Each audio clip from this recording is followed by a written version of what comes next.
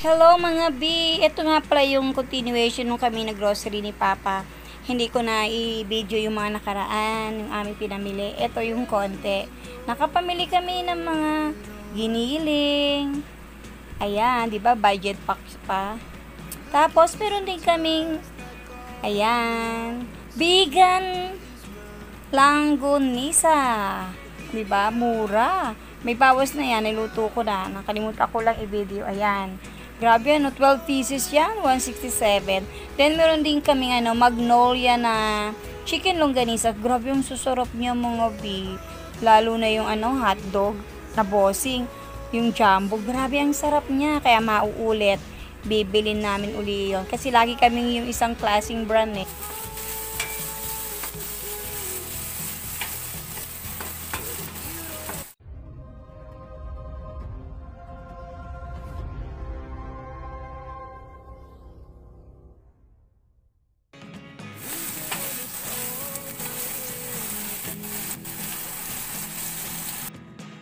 Hello mga B!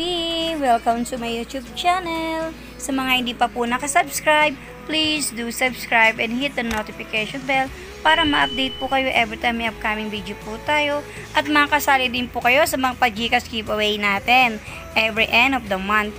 Then meron din po tayo mga pa-giveaway this coming Christmas sa ating mga solid followers and subscribers, sa mga masisipag mag-comment. Sa mga hindi pa po nakasubscribe, na gustong sumali, ayan na ho, malaki po yung pagkakataon nyo makakasali kayo. Please do subscribe lang po ng ating Eileen Vlogs.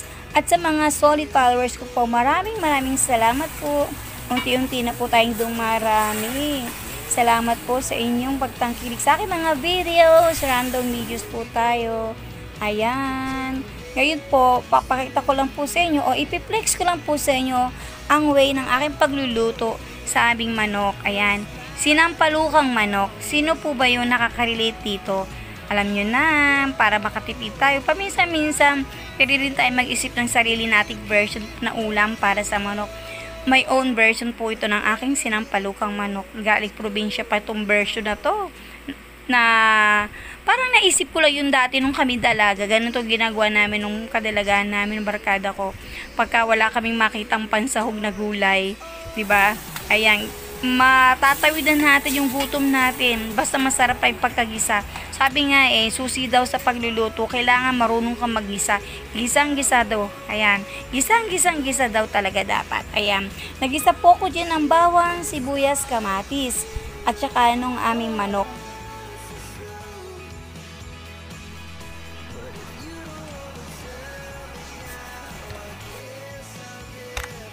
Ginisa ko nga po sa bawang, sibuyas, kamatis, pati yung aming manok. Tapos sa pagginigisa, nilagyan natin siya ng paminta at saka ng patis.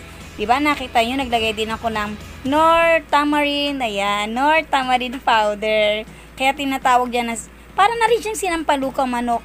Sabi nga ng iba, lagyan mo na lang siya ng talbos ng kamote or kangkong at mga okra, labunos, ayan, sinigang na siya.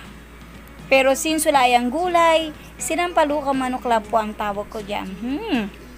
Nangangasim na ako. Parang ang sarap kumain ng ating niluluto. Since lagi ko nga po yung ginagawa pag nakikrave ako sa maasim. Minsan, pwede nyo rin pong gawin ito. Try nyo din po para matry nyo kung ano yung lasa. Kasi para sa akin, ang sarap niya. Yung sabaw niya, para dun sa mang-inasal, ang sarap-sarap niya. Kaya pag nag-crave po kayo sa sabaw ng mang-inasal, gawin nyo din to. Pumikit lang kayo. Para kayo nasa mang-inasal, ang sarap-sarap talaga niya.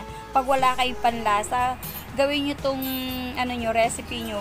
Babalik yung panlasa nyo. Basta maasim na maasim lang. Grabe, ang sarap niya. Ubos ang inyong mga kanin lamig dyan. Taobay nyo mga rice cooker or kaldero sa ulam nito. Panigurado, ubos na ubos. Ayan, dito naman po tayo sa ginisang ampalaya. Yan yung manok niya. Siya yung parang minamanti-mantika ko dahil siya din yung isasaw ko sa ginisang ampalaya. Maganda yung napiprito-prito siya, yung medyo crunchy-crunchy, diba? Ayan, naiset aside ko na po siya. Then nagayat po ako ng bawang, sibuyas, kamatis. Then igigisa na po natin siya. Ang sarap talaga magisa, no, ng bawang. Ang bango-bango niya. Pati yung mga sahog na yan. may prito ng chicken. Ayun, nagisa-gisado na natin yan. Sasama na natin yan sa ating ginisang ampalaya. Yan ang sahog ng ating ginisang ampalaya. Kumuha lang tayo ng ilang piraso sa rep, then ginayat natin. Ayan ay prito-prito. Ayan na ang ating chicken na prito-prito, diba? Sarap-sarap ng amoy habang naggigisa. Pagkatapos mong igisa ang bawang sibuyas kamatis, flush yung ating manok. Ayan. Ilagay naman natin ng fresh na ampalaya. Ayan, oh. Green na green pa siya. Naku, sariwang-sariwa ang ating ampalaya, mga bi. Binili ng asawa ko yan. Ang sarap niya, mga bi. Diba? Healthy food naman itong ating niluluto ngayon. Ang sarap niyang kainin. Sa mga nagda-diet, pwedeng ginisang ampalaya na lang o tinapay. Pwede mo ng dinner, diba? Pero ako, hanggang salita lang sinasabi kong diet, di ko magawa eh. Ang hirap pag-diet. Kaya, next year na lang. Pabukas-bukas nga daw ako. Sabi ng anak ko, kailan bukas daw yung aking diet na yan. Pabukas-bukas. Eh diba, ang sarap kumain. Mahirap mag-diet eh. Ang bango ng ating niluluto, mga bi. Enjoy lang tayo sa pagluluto natin, mga bi. Ang sarap ng amoy, no? Sabi nila, mas masarap daw ang half cook sa ating ampalaya. Ako naman ayoko nung half cook. Gusto ko yung talagang tamang luto lang. Hindi hilaw, hindi naman lutong-luto. Yun lang, tama lang. Ayan.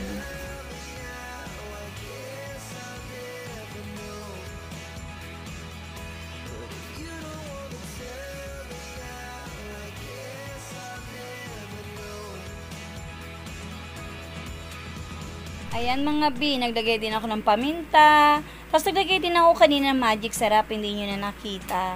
Then mamaya, lalagyan pa natin yan ng itlog. Kahit ilang pirasong itlog lang, depende po sa inyong gusto. Pwede rin namang walang itlog, di ba? Kasi ako naman hindi naman masyadong mahilig sa itlog. Parang ginagawa ko lang siyang pampalapot. Ayun. Mamaya, lagyan natin siya ng itlog. But for the meantime, lagyan muna natin siya ng konting tubig. Yung iba talaga, di ba? Pag nagigisa ng palaya, wala talagang sabaw. Pero sabi ko nga sa inyo, kung kayo palagi nanonood ng video ko, di ba, mahilig kami sa sabaw. Lalo na sa gulay, nagpapalagay ng sabaw ang asawa ko. Kaya wala. Masusunod talaga ang asawa ko. Gusto ng asawa ko may konting sabaw. Hindi pwedeng kati sa gulay. Ayan. Naglagay ako ng isang itlog lang yan, mga bi. Isa lang itlog siya. Ayan. Ang sarap na naman ng amoy. Taob na naman ang inyong mga rice cooker. Happy eating, mga bi. Motivation quotes for today. Don't worry about failure. There only have to be right ones.